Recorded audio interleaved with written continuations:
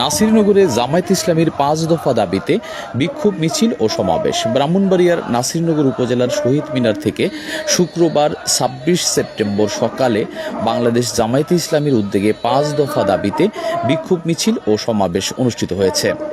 মিছিলটি শহীদ মিনার থেকে শুরু হয়ে নাসিরনগর সদরের প্রধান সড়কগুলো প্রদক্ষিণ করে আবার শহীদ মিনারে এসে শেষ হয়। পরে সেখানে অনুষ্ঠিত সমাবেশে জামায়াতে ইসলামী নাসিরনগর উপজেলা শাখার সাবেক আমির মোহাম্মদ সায়েদ আলী সভাপতিত্ব করেন। সমাবেশে প্রধান অতিথি ছিলেন ব্রাহ্মণবাড়িয়া ১ নাসিরনগর আসনের জামায়াতের সংসদ সদস্য মনোনীত প্রার্থী ও উপজেলা শাখার আমির অধ্যাপক এ.কে.এম. আমিনুল ইসলাম। বিশেষ অতিথি হিসেবে উপস্থিত ছিলেন মিডিয়া সম্পাদক ও ভাইস চেয়ারম্যান পদপ্রার্থী জাহিদুল ইসলাম খোকন, যুব বিভাগের সভাপতি কারি লুৎফুর রহমান রমজান, বুড়িশ্বর ইউনিয়ন শাখার সভাপতি আব্দুল আওয়াল পরশ সহ অন্যান্য নেতৃবৃন্দ।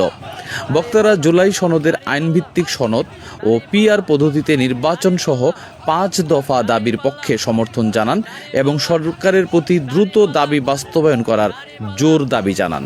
সমাবেশ শেষে দোয়ার মাধ্যমে অনুষ্ঠান সমাপ্ত হয়। দাঁড়িপাল্লা দাঁড়িপাল্লা দাঁড়িপাল্লা দাঁড়িপাল্লা দাঁড়িপাল্লা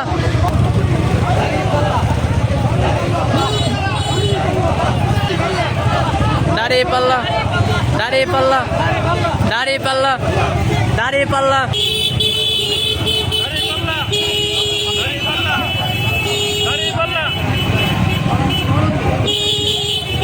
পিআর পদ্ধতিতে নির্বাচন হতে হবে।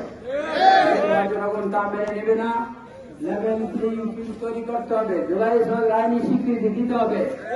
স্বীকৃতি নয়, দৃশ্যমান বিচার আমরা দেখতে চাই। সরকারের কাছে বড় কথা হচ্ছে যে কথা বলা হচ্ছে কিন্তু কাজ হচ্ছে না। এই যে নিউ ইয়র্কে আপনারা দেখলেন প্রধান উপদেষ্টা গেল, সেখানে কারা কি করলাম সেটা বলবো না। আমরা এই ধরনের অনুষ্ঠানকে বা যারা এই কাজ করেছে, এই যে বিষয়ে আমাদের কনসার্ন রয়েছে, সুদামাস তার নিন্দামি যারা এখান থেকে যে তাদের উপস্থিতিতে প্রধানমন্ত্রী এখানে গেলেন, তার ছবি কেন ডিম নিক্ষেপ করা তার পিতারি সরকারকে দিতে হবে। আমরা মনে করি অন্যায় এবং গুরুতর অন্যায় এখানে প্রেসিডেন্টের সরাসরি হাত রয়েছে।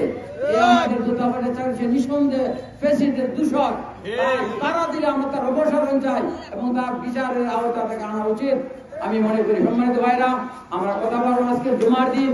আমরা একটা করে বলি বারবার, এই দেশ আল্লাহ, আইন চলবে কার? আল্লাহ। আল্লাহ কি বলছে শুনেন, আপনারা জানেন হুকুম চলবে একমাত্র আল্লাহ। আমার কোনো কথা না, আপনার কোনো আল্লাহর কথা। ওই ব্যক্তি আমরা বলতে পারবো না আমরা শরিয়া মানি না, শরিয়া বুঝি না। সে বলে শরিয়া বুঝে না, শরিয়া মানা, ঠিক মুসলমান থাকে? আপনার বিচার করে আমি বলবো না, আমি রায় দিব না। এই ব্যক্তি বলে আমি শরিয়া বুঝি না, শরিয়া মানি না, সে তো মুসলমানই থাকে। বিচার আমাদের সম্মানিত ভাইরা, আপনাদের আমরা বলতে চাই, আমরা ইসলামের ভিত্তিতে দেশে ঘটতে চাই। কোন ভিত্তিতে হিন্দু বেলা আমরা ক্লাস শুনতে কারণ ব্যক্তি বেলা আমরা মনে করি আল্লাহ আইন উপকার দিলে শুনেন, আল্লাহ চন্দ্র আল্লাহ সবাইকে উপকার দেয়।